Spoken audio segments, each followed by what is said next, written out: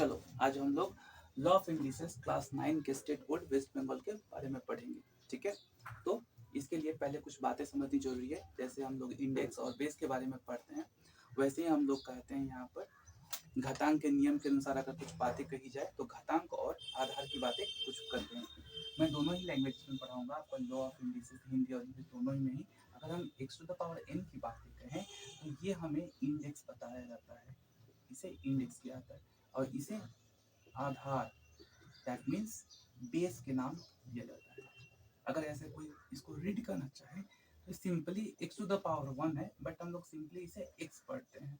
अगर इसे x के ऊपर इंडेक्स जो है 2 हो जाए, अगर घातांक घातांक आपका 2 हो जाए तो इसे x स्क्वायर पढ़ेंगे, और x का पावर 2 भी पढ़ते हैं हम लोग। तो 2 नहीं पढ़ सकते हैं ऐसे, क्योंकि स्क्वायर इसलिए इसका पढ़ने का एक नियम है, एक्स स्क्वायर ही बोलते हैं। ऐसा अगर 3 हो जाए तो x to the power cube बोलते हैं इसको, x to the power cube. x का घातांक 3 है ऐसा बोल सकते हैं। और यहाँ पर आ जाए तो x टू द पावर 4,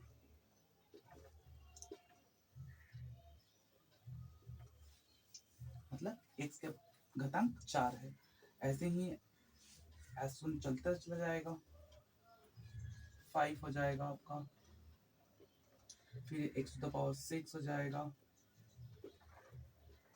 ये कंटिन्यूअस ऐसे चलता चला जाएगा। आप लोग को मैं यहाँ इंग्लिश में पढ़ा रहा हूँ, बट अगर देखा जाए तो आप लोग कॉमनली सबको थोड़ा बहुत इंग्लिश आता ही होगा। तो इसके बाद ये बेसिक स्ट्रक्चर है। x के पावर जो n दिख रहा है इसे हम लोग इंडेक्स और घातांक कहते हैं इसी को, और x जो है एक्चुअली इसको बोलते हैं हम लोग आधार, जिसको इंग्लिश में बेस बोलते हैं।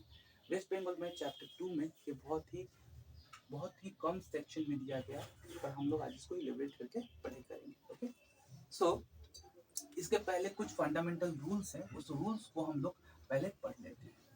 आप लोग को अगर प्रॉब्लम हो तो वीडियो पॉज करके आप उसको फिर से वापस देख लेंगे और नोट कर लेंगे कॉपी में, फिर कुछ प्रॉब्लम ना हो। जैसे अगर देखा जाए x to the power n, मतलब x का घातांक अगर n हो और फिर x का घातांक n हो, m और n है और दोनों गुना में हो, मतलब मल्टीप्लाइड में है, तो इसका रूल क्या हो सकता है। तो अगर हम रूल की बातें करें, अगर दोनों का आधार सेम है, दोनों का आधार समान है और घातांक अलग अलग है और ये गुना में है, तो इसके पावर क्या होते हैं, इसके पावर घातांक जो होते हैं ये जुड़ जाते हैं।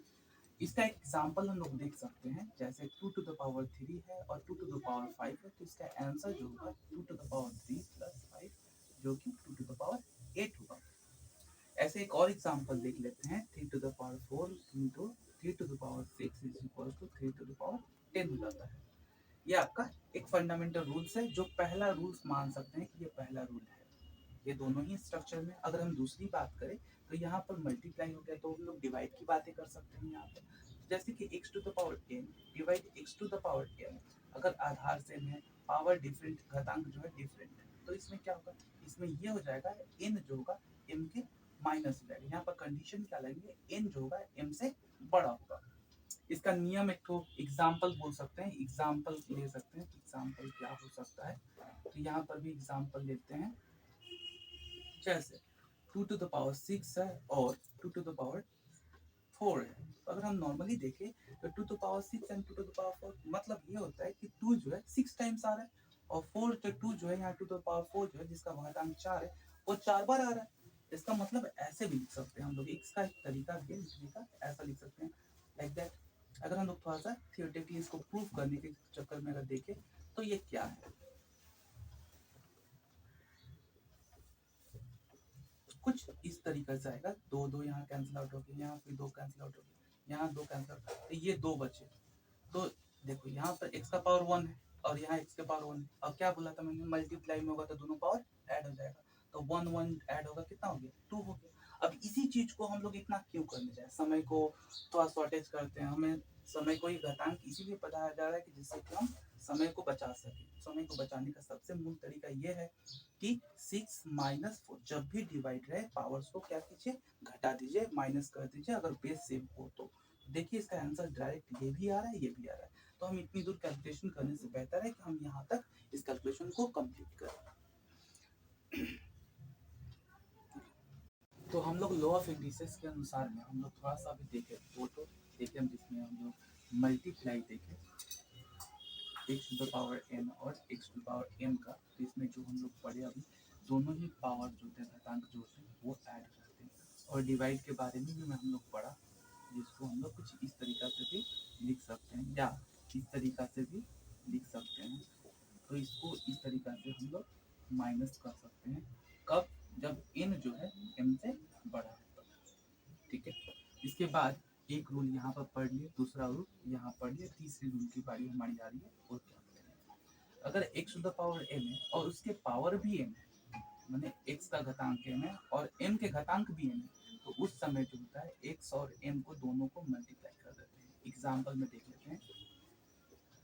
एग्जाम्पल में क्या होगा, एक्स स्क्वायर और यहाँ पर 3 डाल देते हैं तो x का पावर 6 हो जाएगा। ओके, ऐसे ही अगर हम लोग देख ले 2 टू द पावर और 2 टू द पावर 4, तो ये क्या होगा 2 टू द पावर 8 हो जाएगा। ठीक है, क्योंकि 2 और 4 मल्टीप्लाई हो जाएगा। तो एक नियम यहाँ से मिल गया है।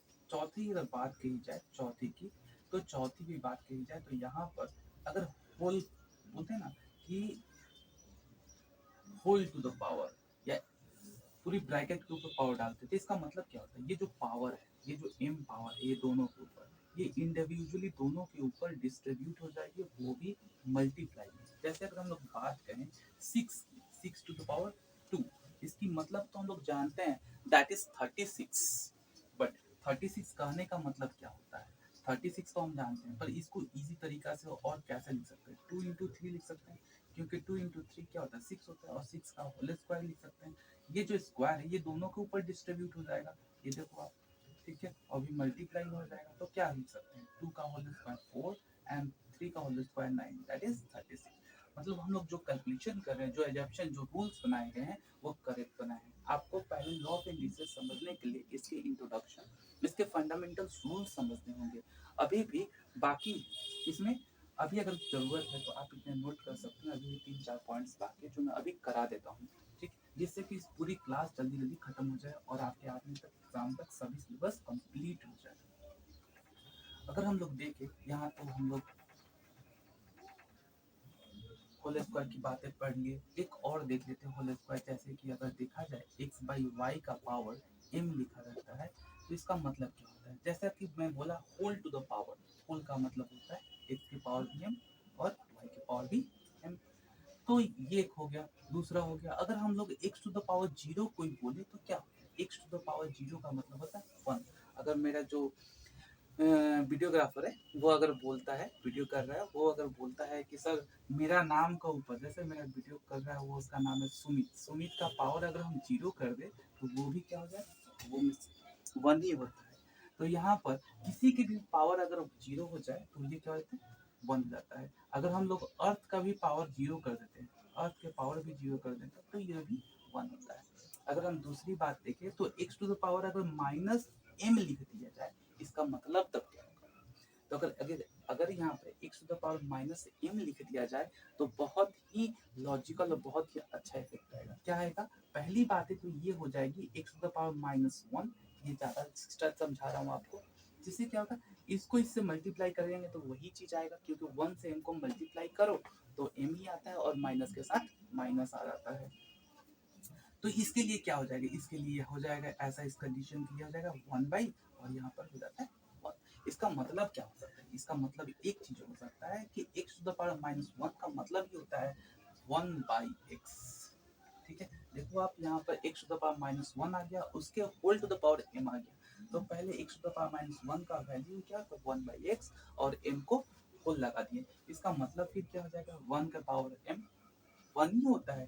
आप 1 के पावर कुछ भी डाल दो, सुमित को ही डाल दो, जो मेरा वीडियो कर रहा है उसी को डाल दो। 1 के पावर अगर सुमित को डाल देते हैं तो क्या होगा, सुमित तो आएगा नहीं, क्या आएगा 1 आएगा। जब 1 आएगा तो इसकी कोई वैल्यू ही नहीं है, सिर्फ 1 ही है। चाहे 1 के पावर कितना भी मिलियंस ट्रिलियंस कुछ भी डाल दिया जाए पावर में, वो 1 ही होती है। तो 1 के पावर m 1 एंड x के पावर m हो जाएगा, क्योंकि ये जो होल टू द पावर में है और ये दोनों ही पोर्शन को न्यूमिनेटर और डिनोमिनेटर आपको अंश और हर में दोनों ही क्या हो जाएंगे, पावर जो का घातांक जो का डिस्ट्रीब्यूट होगा, बढ़ जाएंगे। इसकी भी पावर एक 1 के पावर भी m 1 हो जाएगा और x to the power m x to the power m हो जाएगा। तो इसका एक लॉजिक मिला हमें, ये भी हो सकता है। ये जो है हमारा लॉजिक, ये चौथा रूल है, और ये हमारा जो है ये पांचवा रूल है, जिसका ये एक्चुअली इसका नियम ये होता है। फिर अगर हम बातें करें थोड़ी सी और अलग हट के, तो अगर हम लोग देखा जाए